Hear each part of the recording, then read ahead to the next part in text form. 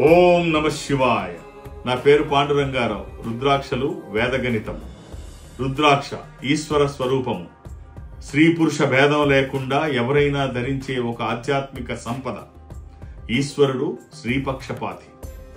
గంగాదేవిని నెత్తి మీద పెట్టుకుని గంగాధరుడయ్యాడు.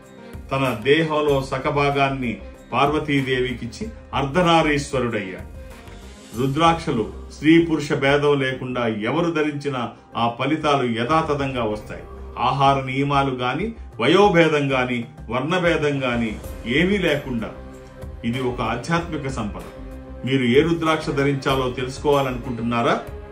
నన్ను డైరెక్ట్ గా కలవాలని మీరు అనుకుంటే హైదరాబాద్ లో ఈ నెంబర్ తో కాంటాక్ట్ అయితే హైదరాబాద్ లో నన్ను కలిసే అవకాశం ఉంది. వేద గణితం శ్రీ పాండురంగారావు గారు డేట్ ఆఫ్ బర్త్ చెప్పంగానే ఆ చక్రం వేయటం కానీ అది కానీ కొన్ని సెకండ్స్లో జరిగిపోయేటువంటి ఓ ప్రక్రియ.